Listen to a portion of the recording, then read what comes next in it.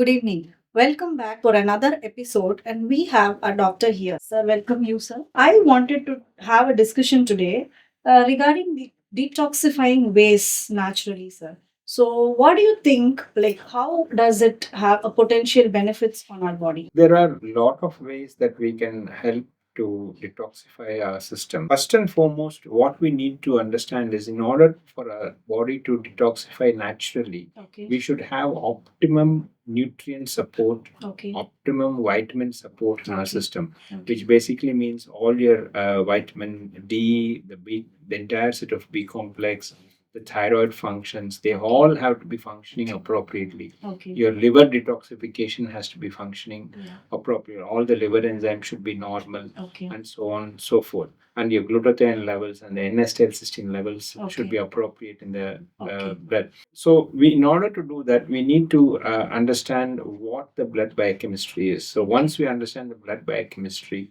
Okay. we help replenish our systems, Okay. replenish our nutrients and vitamins and all the supportive hormones. Okay. So the body is then ready to detox. Okay. Now you can start the detox. Usually the detox for two major organs for detox. One is the liver and the other is the gut. Okay.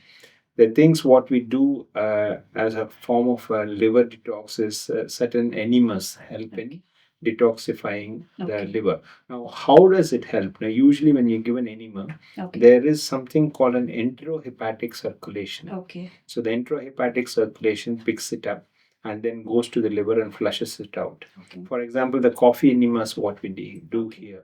A couple of coffee enemas usually sorts your gut as well as your liver out. Okay. So the gut dysbiosis gets better. The liver detoxification is improved. Okay. The glutathione levels, which are secreted in the liver, also enhanced, Okay. thereby helping to offload the toxins. So that is one form of detoxification. Now, once your liver is ready to remove the elements out of your system, then we also have what is called a far infrared sauna, which we use here. Okay. After the coffee enemas, far infrared saunas, the far infrared light has a range of penetration which is 3 to 4 centimeters beneath your skin. Okay. Okay. So when you're sitting in the far infrared, the rays penetrate 3 to 4 centimeters below your skin. Okay. They offload the toxins that are there. Okay. As a part of the process, the lymphatic system is also removed of all the toxins. Okay. So lymphatic detox is one of the difficult things to achieve. Okay. So using FIRs,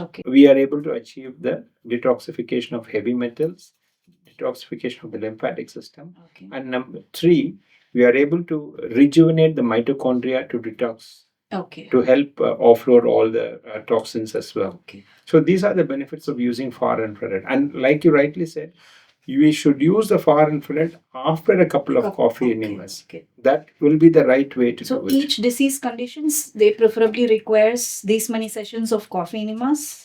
Yes. And FIRs. FIRs. Each one will vary. So if they're depending on the chronicity of the illness. Okay. If there is really a chronic ailment which the patient has been suffering for maybe for the best part of a decade or something like that, then you need longer treatment sessions for them. Okay. If there are ailments which they have been suffering for the last a year or 2 years, then you might get away with a shorter detox time. Okay. So when we do this entire process, we call it as a method in the madness. There is a method in the madness. So first, we try and remove the gut of all the toxins and the excess load of unwanted microorganisms. Okay. So that starts with the parasites, the fungus, the bacteria, and the viruses. Okay.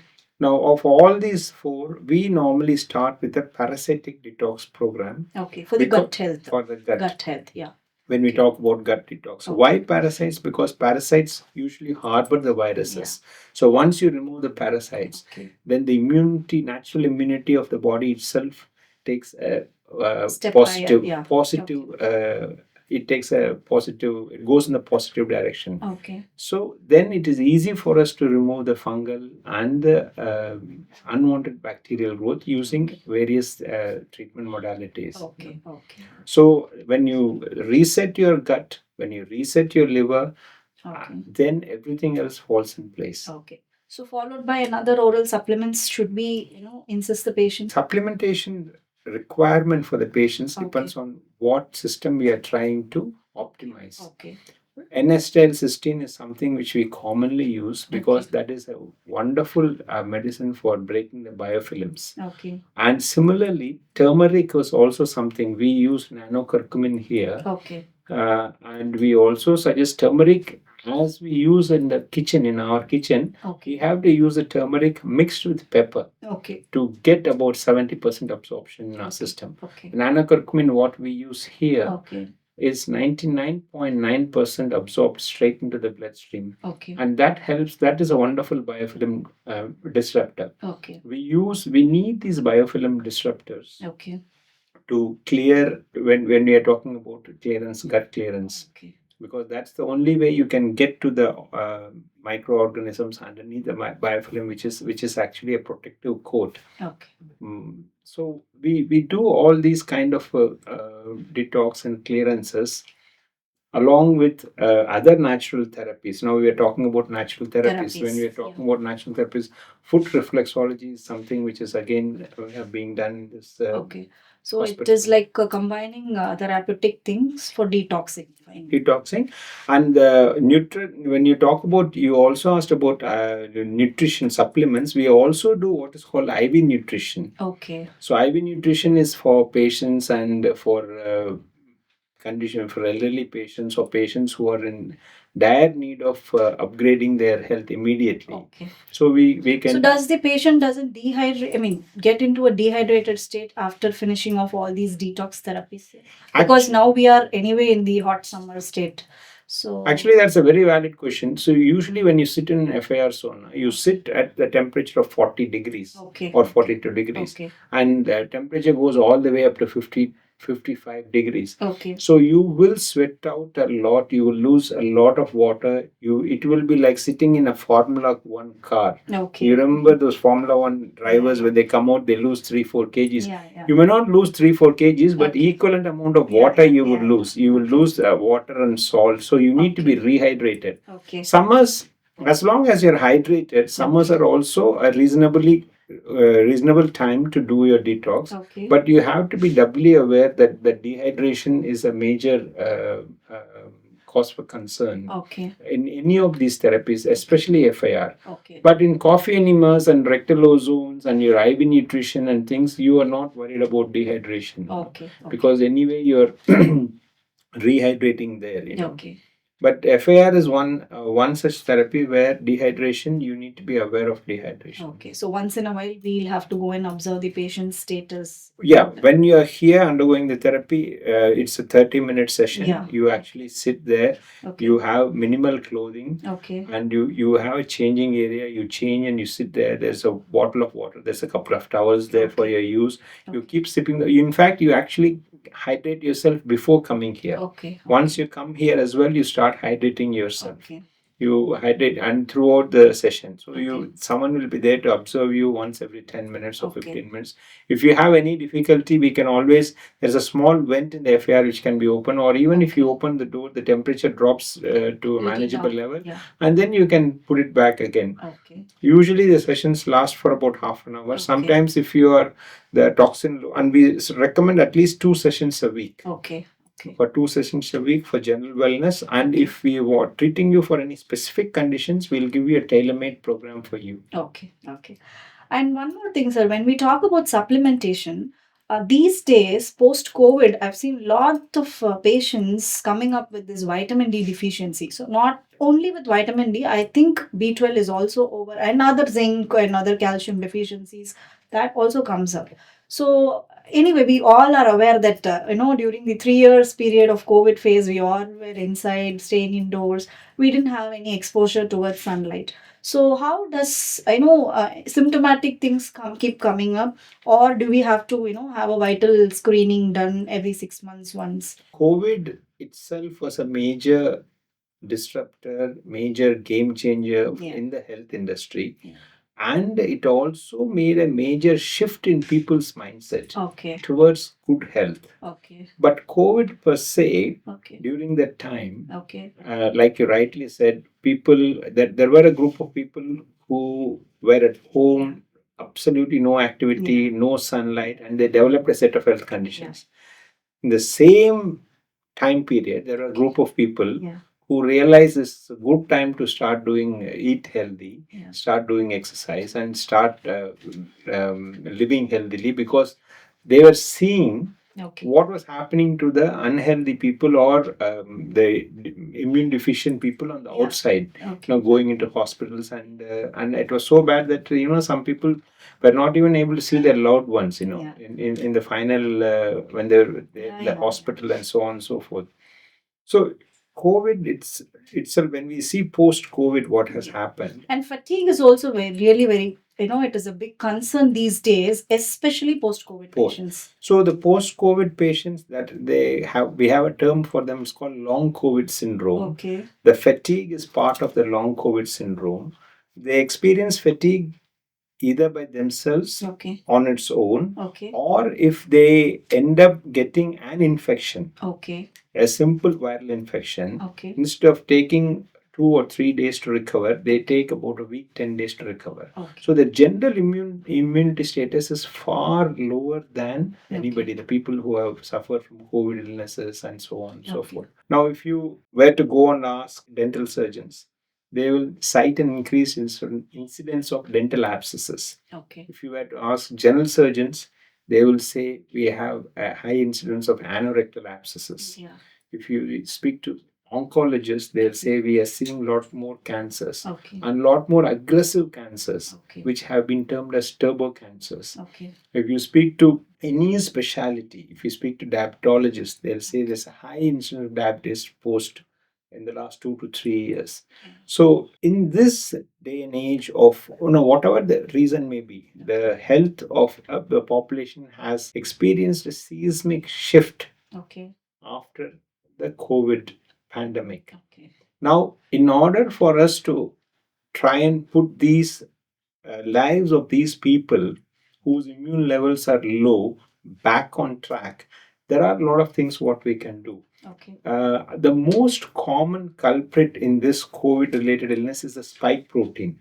So there have been already a couple of papers published on how to offload the spike protein or do a spike protein detox protocol. So that spike protein protocol also involves with these natural detox ways? These natural detox therapies also help with those kind of spike protein offloading. There are the papers which have been published talk about nanocurcumin, N-acetylcysteine, bromelain, and vitamin D. And these are the supplements which need to be used for to offloading the spike protein for a period of few months.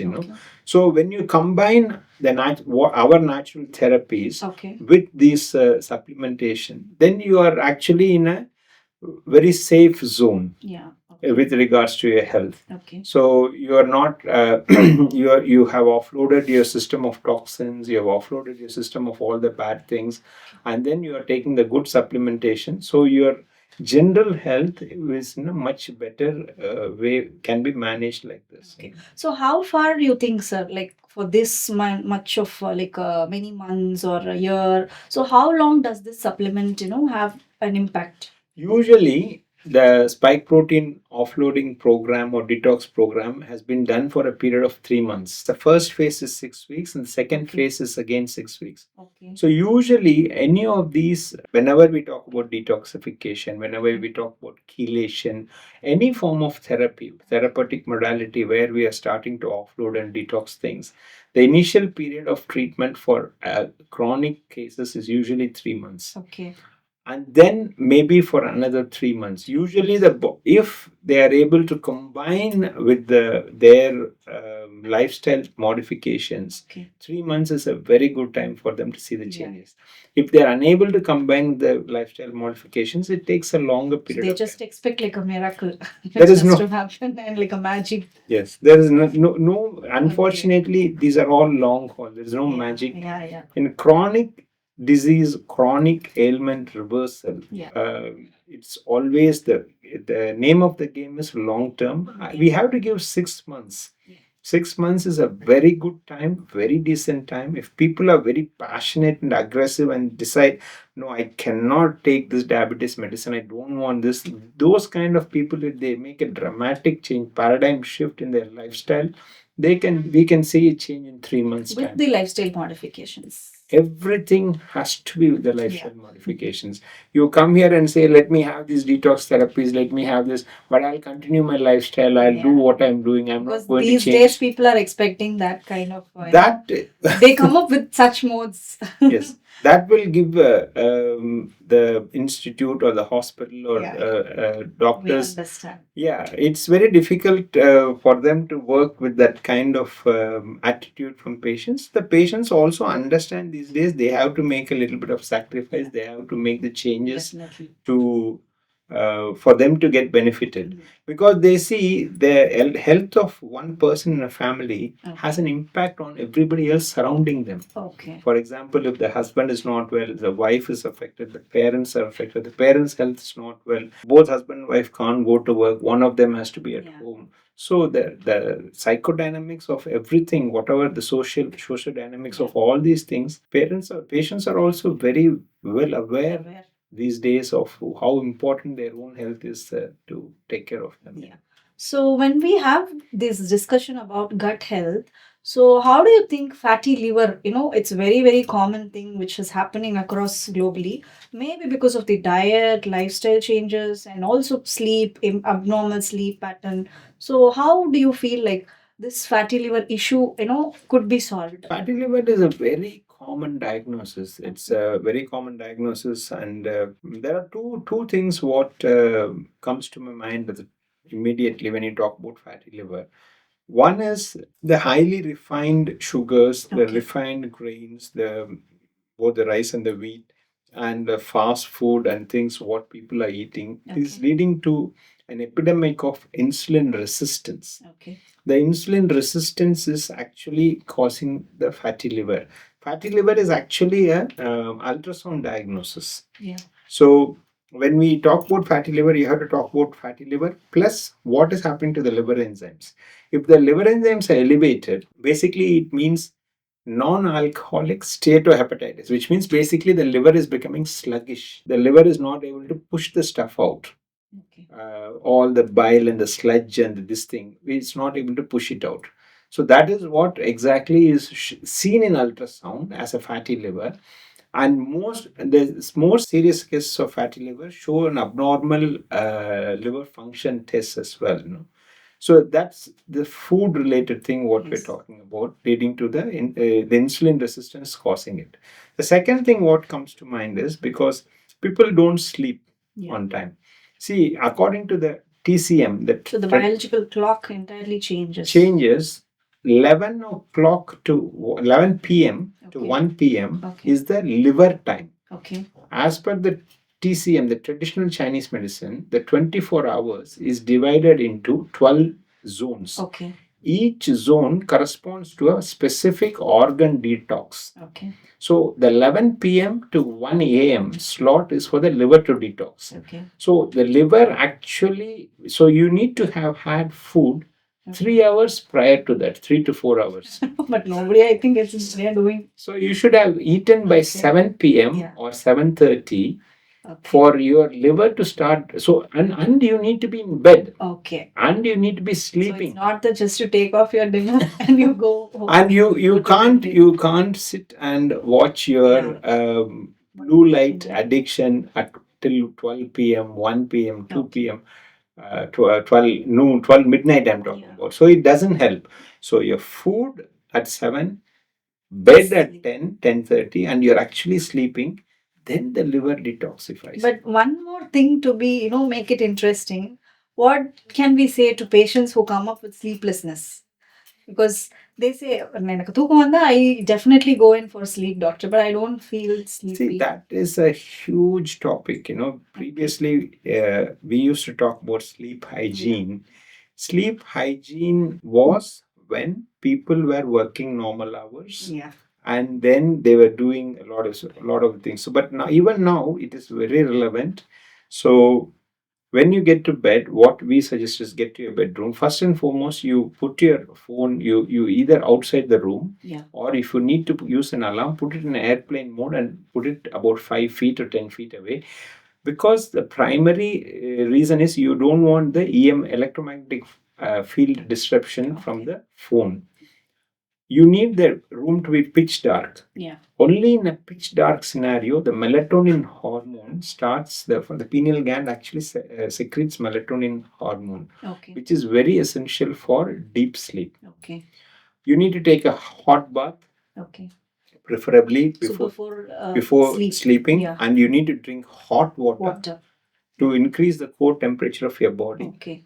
And if you are a person who is able to meditate for 10 minutes or so, that helps a long way. Okay. Just sitting calm in one corner of the, I mean, that has its own benefits. And you need to do meditation in a certain way. It needs to be the same place, the same time, and all those sort of things when you're doing meditation. Same portion of the room and so on and so forth. And it should not be in the bedroom. Ideally, you need a different space for that. So these are the lot of things where people have to follow these things. Okay. And if you are doing a shift work where invariably it finishes at a different time, you have to speak to your office or HR and make sure that at least you get a rotation of these shifts. Okay. So every few months you get you do a regular shift, so that at least your sleep pattern is better Regularized.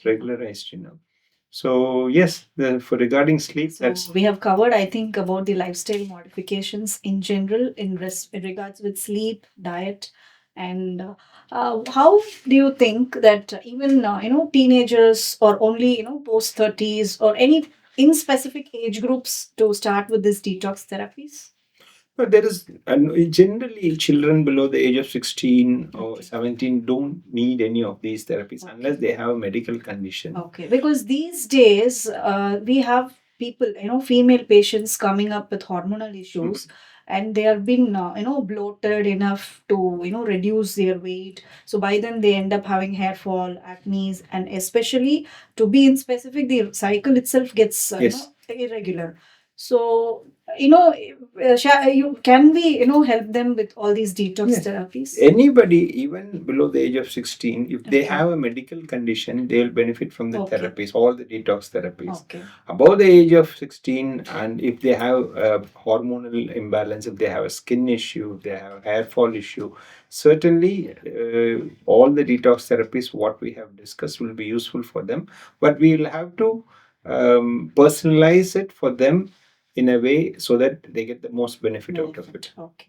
So in regards with skin and hairs, so all those again has good benefits. The skin is an outer manifestation of your gut health. Okay. Inner health. Okay. So your gut health is good, the skin will be good. We need to start fixing the gut. Okay. Using various detox methods. Okay. Once that is done, the skin will improve. All the natural detox therapies will help with your skin, your hair. I think stress also. Yes, if you are not sleeping, the cortisol level, early morning cortisol will rise. Okay. Your early morning cortisol rise leads to increased sugar levels by raising your fasting insulin levels. Okay. So it's a vicious cycle. Your melatonin is actually not only a sleep hormone, it's actually an anti-inflammatory hormone as well. So the melatonin, when it is not secreted properly, your general inflammation in the body is also at a higher level. Thank you, sir. It was a very nice, informative session. So we'll be coming up with another interesting episode with, I think, excited topics like this. Thank you, sir. Thank you so much. Thank you.